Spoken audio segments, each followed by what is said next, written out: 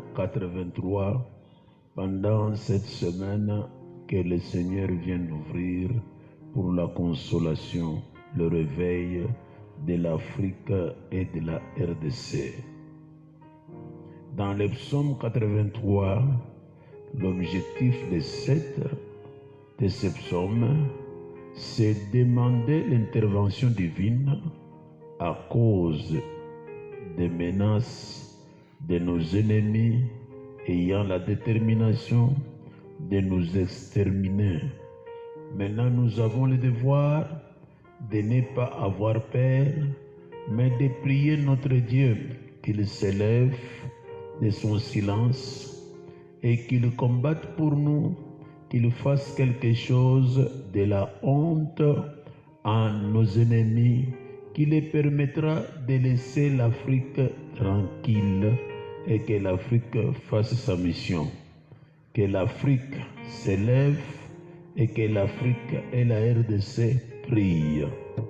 Et pour la semaine qui commence, de lundi jusqu'à samedi, de 6h jusqu'à 7h30, nous demandons à tous les croyants qui veulent s'associer à ce programme et surtout de Jésus le Roc, là où nous sommes serviteurs œuvrants, qu'ils ne restent pas distraits, qu'ils soient toujours dans la prière. Nous demandons à tout le monde, à travers la croyance en Christ, que nous demeurons dans la prière. Et cette semaine, nous sommes avec vous dans le psaume 91.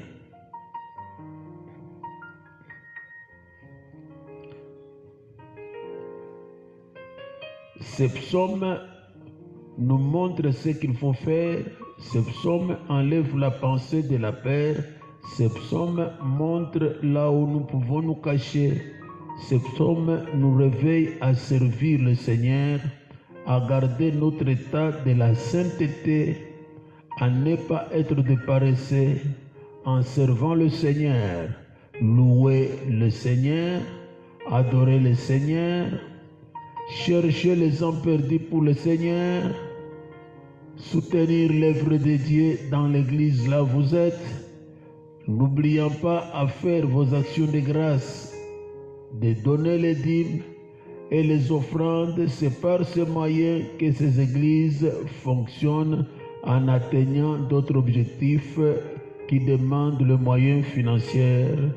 Priez les uns les autres, visitez les malades, priez pour les malades, intercédez pour les temps difficiles que traverse votre nation, votre communauté et vos frères. Et puis vous-même, ne cherchez pas à aller à gauche, à droite. Le Seigneur, c'est un abri. Le Seigneur, c'est un refuge qui permettra à chacun d'être épargné à toutes sortes de fléaux que le diable fait ou fera dans les jours à venir pour chercher à nous détruire, à nous décourager, à nous amener à renier le Seigneur. L'abri qui est certain et sûr, c'est l'abri de Dieu parce qu'il est le Tout-Puissant.